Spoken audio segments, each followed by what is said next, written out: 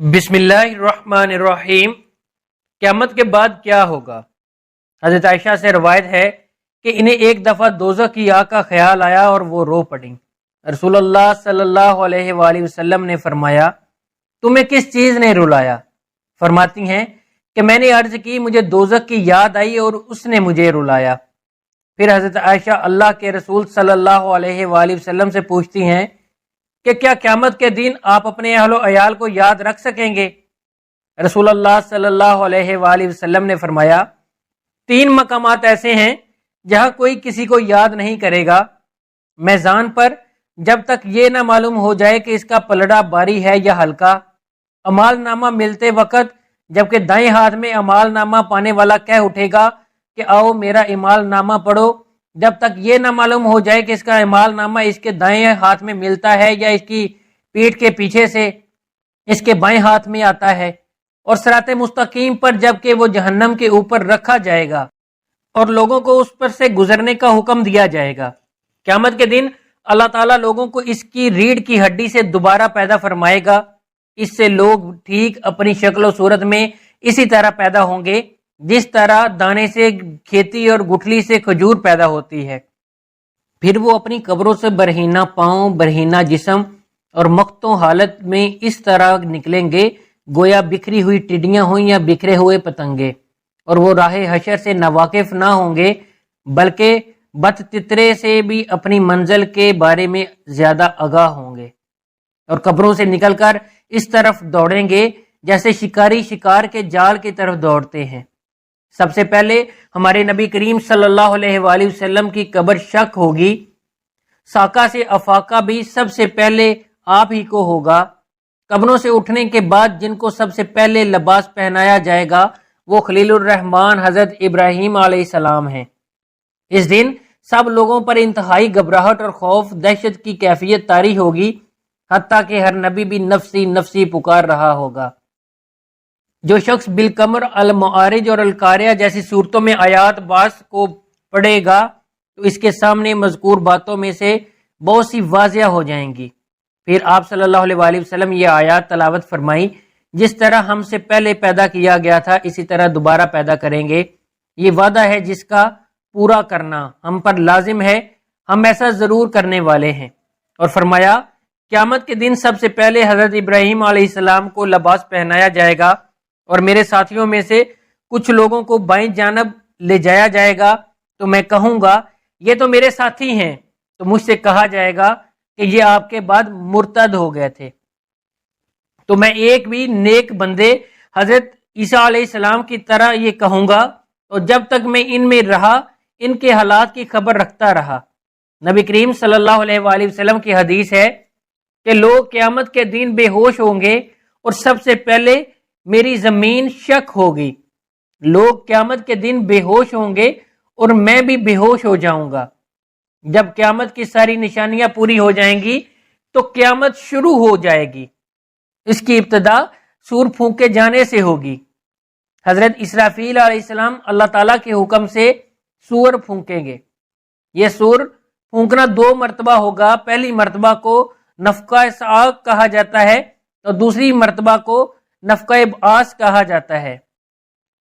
سور سینگ کی شکل کی ایک چیز ہے، سور کے پھونکنے کی آواز یک بارگی اچانک ہوگی اور وہ آہستہ آہستہ مسلسل بڑھتی رہے گی، جس کی ہیبت اس قدر ہوگی کہ زمین اور آسمان پھٹ کر ٹکڑے ٹکڑے ہو جائیں گے، تمام مخلوقات مر جائیں گے اور جو مر چکے ہیں ان کی روحیں بے ہوش ہو جائیں گی، مگر اللہ تعالیٰ کو جن کا بچانا منظور ہے وہ اپنے حال پر رہیں گے۔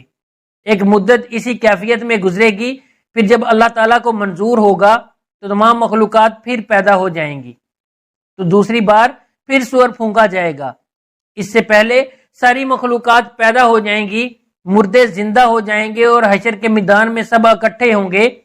حضرت ابو ہریرہ رضی اللہ تعالیٰ عنہ فرماتے ہیں، رسول کریم صلی اللہ علیہ وآلہ وسلم نے فرمایا، دونوں نفخوں سور پھونکنے کے درمیان کا وقفہ 40 ہوگا۔ لوگوں نے یہ سن کر حضرت ابو ہریرہ رضی اللہ تعالیٰ عنہ سے دریافت کیا، 40 کے عدد سے کیا 40 دن مراد ہیں؟ حضرت ابو ہریرہ رضی اللہ تعالیٰ عنہ نے جواب دیا، مجھے نہیں معلوم۔ پھر لوگوں نے پوچھا، کیا 40 مہینے مراد ہیں؟ حضرت ابو ہریرہ رضی اللہ تعالیٰ عنہ نے جواب دیا مجھے نہیں معلوم۔ ان لوگوں نے پھر پوچھا کہ 40 سال مراد ہیں؟ حضرت ابو ہریرہ رضی اللہ تعالیٰ عنہ نے پھر یہی جواب دیا کہ مجھے نہیں معلوم۔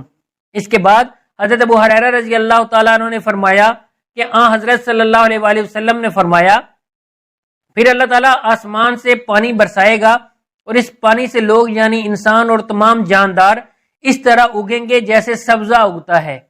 نیز آپ صلی اللہ علیہ وآلہ وسلم نے فرمایا انسان کے جسم و بدن کی کوئی ایسی چیز نہیں ہے جو پرانی اور بسیدہ نہ ہو جاتی ہو، یعنی گل سڑ کر ختم نہ ہو جاتی ہو، علاوہ ایک ہڈی کے جس کو عجب الذنب کہتے ہیں، اور قیامت کے دن ہر جاندار کی اسی ہڈی سے اس کے جسم کو بنایا جائے گا۔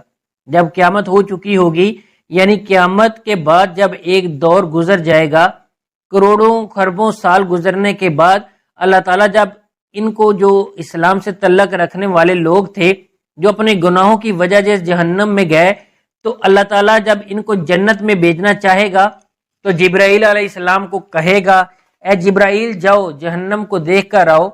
تو جبرائیل علیہ السلام آئیں گے تو جہنم والے لوگ حضرت جبرائیل علیہ السلام کے خوبصورت چمکتا نورانی چہرے کو دیکھ کر پوچھیں گے، دروغہ جہنم سے پوچھیں گے کہ یہ کون ہے جو اتنی خوبصورت شکل میں ہمارے سامنے کھڑا ہے؟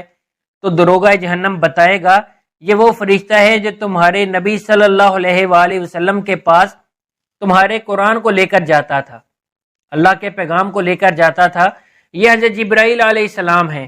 تو جہنمی رونا شروع کریں گے اور جبرائیل علیہ السلام سے کہیں گے کہ اے جبرائیل علیہ السلام آپ جاؤ اور جا کر ہمارے نبی صلی اللہ علیہ وآلہ وسلم کو ہماری خبر سنا دو اور بتا دو کہ ہم کو آگ نے جلسا دیا، ہم تباہ و برباد ہو گئے، لہٰذا آپ ہماری شفاعت کریں اور ہمیں جہنم سے نکلوائیں۔ تو حضرت جبرائیل علیہ السلام ان کی بات سن کر جب واپس آئیں گے تو جہنمیوں کا اتنا خوفناک حال دیکھ کر وہ یہ بھی بھول جائیں گے تو انہوں نے مجھ سے کچھ کہا تھا۔ ایسی بدحالی دیکھ کر حضرت جبرائیل علیہ السلام بالکل گم ہو جائیں گے۔ تو پھر اللہ تبارک و تعالیٰ یاد دلائے گا کیا جبریل کیا ہوا، جہنم کو دیکھنے گئے تھے؟ جی اے اللہ گیا تھا۔ تو اللہ تعالیٰ فرمائے گا پھر ان لوگوں نے کچھ کہا نہیں؟ پھر وہ جبرائیل علیہ السلام کو یاد آئے گا کہ ہاں مولا انہوں نے کہا کہ ہمارا پیغام ہمارے نبی صلی اللہ علیہ وآلہ وسلم کو جا کر دے دو کہ ہمیں آگ نے نیست و نابود کر دیا، ہمیں تباہ و برباد کر دیا۔ تو اللہ تعالیٰ خود راستہ صاف کر دیں گے جنت میں لے جانے کا۔ اب اللہ تعالیٰ کہے گا کہ اے جبرائیل تو پھر کھڑے کیوں ہو، جاؤ اور جا کر جنت الفردوس میں ہمارے محبوب صلی اللہ علیہ وآلہ وسلم کو ان کی خبر دو اور بتاؤ جا کر کہ آپ کی امت کے کچھ لوگ ابھی بھی جہنم کے اندر چل رہے ہیں، اور قیامت کے دن جو ان کو جہنم میں بھیجا تھا تو ان کی یہ خواہش ہوگی کہ اے پروردگار عالم تو نے ہمیں جہنمی تو بنا دیا، لیکن ہماری تمنا یہ ہے کہ ہمارے نبی صلی اللہ علیہ وآلہ وسلم کے سامنے سے گزار دے، اے نبی ہمیں جہنم میں جاتا دیکھ لیں تو ہمارے پیارے نبی صلی اللہ علیہ وآلہ وسلم ہمیں جانے نہیں دیں گے۔ بہرحال جبرائیل علیہ السلام جب آ کر حضور اکرم صلی اللہ علیہ وآلہ وسلم کو یہ خبر دیں گے کہ یا رسول اللہ صلی اللہ علیہ وآلہ وسلم آپ کی امت کے چند افراد ابھی جہنم کے اندر پڑے ہوئے ہیں، وہ آپ کی شفاعت کے طلبگار ہیں، تو حضور اکرم صلی اللہ علیہ وآلہ وسلم فرمائیں گے اے جبرائیل میری امت کے لوگ، حضرت جبرائیل علیہ السلام کہیں گے جی یا رسول اللہ صلی اللہ علیہ وآلہ وسلم آپ کے امتی۔ پھر آپ صلی اللہ علیہ وآلہ وسلم آئیں گے اور اللہ کو سجدہ کریں گے، اپنے امتیوں کی شفاعت کریں گے اور کہیں گے اے پروردگار عالم جہنم میں جو میرے امتی پڑے ہوئے ہیں ان کو جہنم سے نکال لے۔ تو اللہ تعالیٰ پھر ان کو جہنم سے نکال دے گا۔ حدیث میں آتا ہے کہ آپ صلی اللہ علیہ وآلہ وسلم نے فرمایا ایک آخری شخص ہوگا جس کا نام جوہانیہ ہوگا اور اس کا قبیلہ بھی جوہانیہ ہوگا، اور وہ آخری جنتی ہے اور اس کے بعد جہنم سے کوئی نہیں نکلے گا۔ تو جب جوہانیہ نکلے گا تو بڑا عجیب انداز ہوگا، جب یہ آخری جنتی جہنم سے نکلے گا، جب یہ جہنم سے نکلے گا تو اس کے آگے کا حصہ جہنم سے باہر ہوگا اور پیٹھ جو اس کی ہوگی وہ جہنم کی آگ میں ہوگی۔ تو وہ کہے گا اے پروردگار عالم بڑی راحت ہے، جہنم سے باہر اب تک اتنا نکالا ہے تو مجھے پورا باہر کر دے۔ تو اللہ اس کو پورا جہنم سے نکال کر باہر کر دے گا۔ پھر وہ کہے گا کہ اے پروردگار عالم تو نے اتنا فضل و کرم کر دیا، تیرا لاکھ لاکھ شکر ہے۔ لیکن اللہ تعالیٰ پھر جنت کا سب سے نچلا جو طبقہ ہوگا اس کے سامنے کھول کر دکھائے گا، تو جب وہ دیکھے گا تو رہ نہیں پائے گا اور کہے گا اے پروردگار عالم اتنا فضل و کرم کر دے کہ ہمیں اس جگہ پہنچا دے۔ اللہ فرمائے گا دوبارہ تو کچھ نہیں مانگو گے؟